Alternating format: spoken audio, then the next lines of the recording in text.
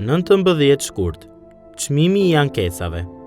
Por populli u ankua dhe kjo nuk tingëlloi mirë në veshët e Zotit. Sa e dëgjoi, Zoti u zemërua dhe zjarri i Zotit shpërtheu. Numrat 11:1. Në jetën e krishterë nuk duhet të ketë vend për ankesa. Ky ishte një mësim që Izraeli e mësoi me dhimbje dhe shumë ngadalë. Pasi Perëndia e çliroi nga slllavëria në Egjipt, izraelitët morën ligjin e tij, u pajisën me urdhërimet e tij dhe e dinin vendmbërritjen e tyre.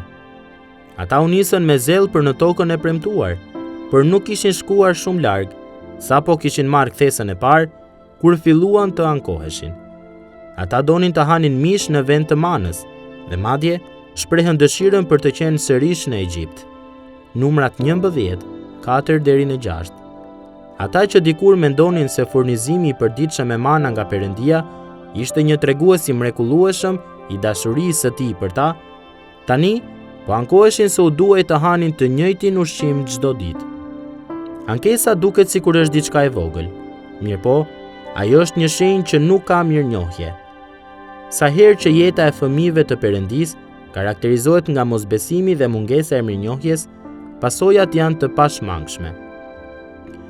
Mund të mos përfundojmë si izraelitët, të cilët u endën në shkretëtir për 40 vjet, por edhe ne do të paguajmë një çmim për ankesat. A ju kujtohet kur e ndihet për herë të parë nga zëllimin për besimin tuaj të ri? Ndoshta, kur blet kopjen tuaj të parë të beslidhjes së re dhe menduat se gjithçka që po zbulonit ishte fantastike. Ju e lexonit atë kudo. Pastaj, ndoshta, ndodhi diçka gjatë udhëtimit. Tani duket sikur është thjesht e njëjta Bibël e vjetër dhe dëshironi që Perëndia të bëjë diçka më dramatike, diçka më të mirë?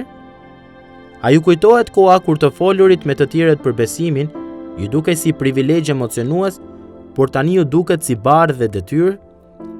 A ju kujtohet koha kur ishit të mbushur me mirënjohje për kryqin, por tani e kuptoni se përqendroheni më shumë tek udhët në të cilat Perëndia nuk ju ka udhëhequr, ose te vendet që ju vetë do të kishit parapëlqyer? Kur apostulli Pali shkroi kishës së hershme, ai u kujtoi atyre historinë e Izraelit si një paralajmërim. Dhe të mos e sprovojmë Zotin, ashtu si disa prej tyre e sprovuan dhe u shkatëruan nga gjarpërinjt. Dhe mos murmurisni, sikundërse disa prej tyre murmuritën dhe u shkatëruan nga shkatëruesi. Tani, këto gjëra u ndodhnin atyre si shembull dhe u shkruan për paralajmërimin ton. 1 Korintasve 10, 9-11. Nëse kemi besim në Krishtin, ne jemi liruar nga skllavëria e mëkatit, madje edhe nga ankesat tona. Ne jemi çliruar nga një flijim, derdhja e gjakut të Krishtit në kryq. Ne gjithashtu jemi nisur në një udhëtim, jo për në Kanan, por për në qiell. Në dritën e kësaj, Perëndia na ka dhënë premtime të mrekullueshme dhe paralajmërime të nevojshme. Mos abuzoni me furnizimin e tij dhe mos u ankorni për rrugën në për të cilën ju çon ai, por përkundrazi, mbusuni me mirënjohje për gjithçka që ai ka siguruar materialisht dhe frymërisht. Kryqi qëndron pas jush, qielli qëndron para jush dhe fryma banon brenda jush. Nuk ka nevojë apo justifikim për ankesa.